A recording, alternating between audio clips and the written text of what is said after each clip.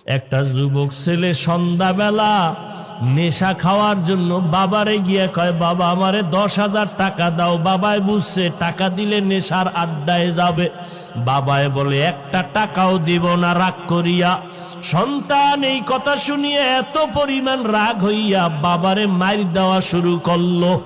বাবার গায়ে হাত দিয়ে এমন ভাবে আঘাত, বাবারে মাটিতে শোয়াই এমন ভাবে আঘাত করা শুরু করলো, বাবার রক্ত পড়া শুরু হয়ে গেছে।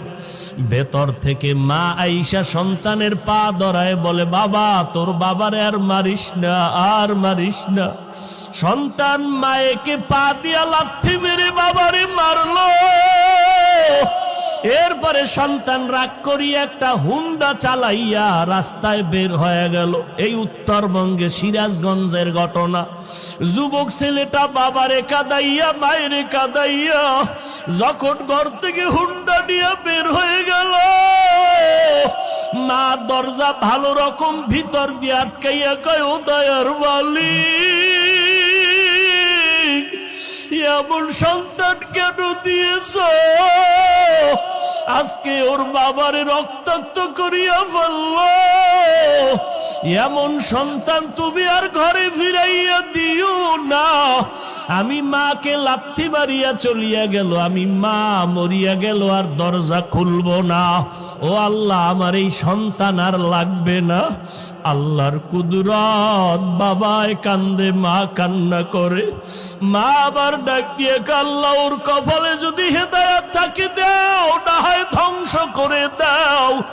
ওই ছেলেটা যাইতেছিল কোথায়? বন্ধুদের আড্ডায়। হঠাৎ দেখে রাস্তার পাশে ওয়াজ মাহফিল চলে, একজন আল্লাহর ওলি বয়ান করে। বয়ানে দাঁড়ায় দাঁড়ায় 2 মিনিট শুনলো। শুইনা দেখে দিলটার মধ্যে একটু মায়া লাগছে। হুন্ডা তালা দিয়া বয়ানে বসলো পেছনে।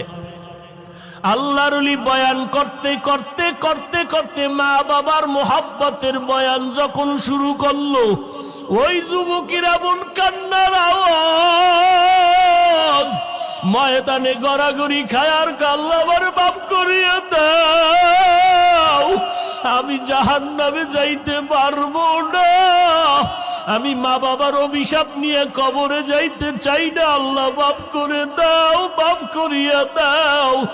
এই ছেলেটা এত কান্না শুরু করলো, ময়দানে সবার নজর ভরিয়া গেল। মোনাজাতের পরে ওই ছেলেটারে সবাই ধরিয়া হুজুরের কাছে নিয়ে আসলো।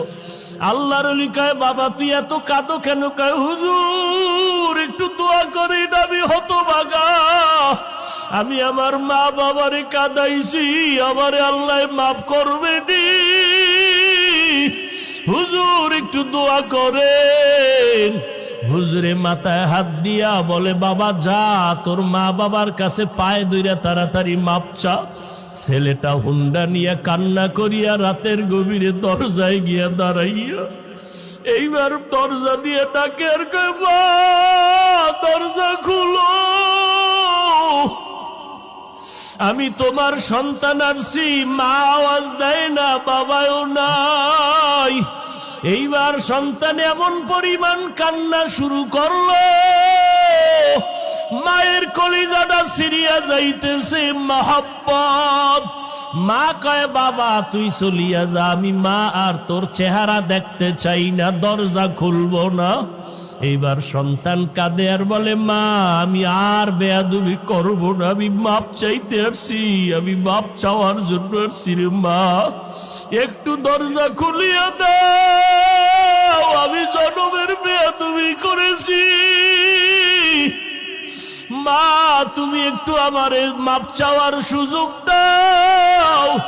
সন্তান এত জোরে চিৎকার শুরু করলো পাগলের মতো, মায়ের কলিজায় আর মানায় না, দরজাটা খুইলেই দিল।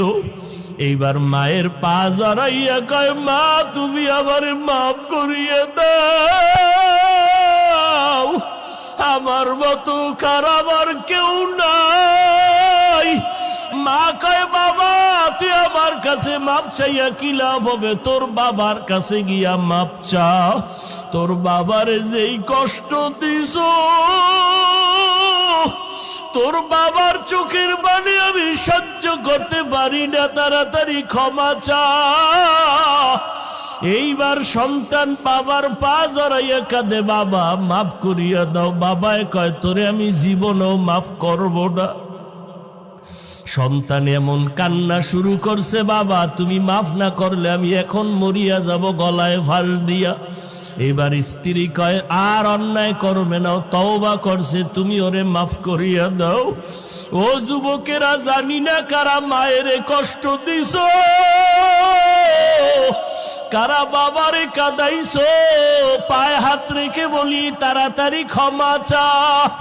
ও বাবাজিরা, যদি কারো বাবা এখানে থাকেন, আপনার পাশে সন্তান থাকলে দয়া কইরা মাফ করিয়া দিন, কারণ আপনার সন্তান কষ্ট পাবে, আপনি মা বাবা সইতে পারবেন না। সন্তানের মাফ করিয়া দিয়েন। ও সন্তান, তোমার বাবা যদি এখানে থাকে, দৌড়াইয়া গিয়া বাবার কাছে এখনই মাপ চাইয়া নিও, কারণ এই মজলিসে কারো আমিন যদি কবুল হয়, কারো আমিন ফেরত যাবে না রে বাবা। এই ময়দানে বাবা থাকলে মাপ চাইয়া নাও। ওরে বাবায় যদি এই মুহূর্তে মাথায় হাত দিয়ে দেয়, আমার মাওলার আরশটা খুশি হয়ে যাবে রে বাবা।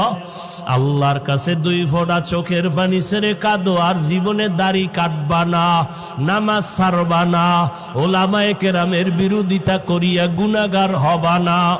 ও যুবক, কপাল বুঝি খারাপ, আবু জাহালের মতো কিছু শক্ত অন্তরওয়ালা এই জমিনে আছে, যাদের হাজার বয়ানও দিলটা নরম হবে না, নিজেও কান্না করবে না, কারা কান্না করলেও তা মেনে নিতে পারবে না।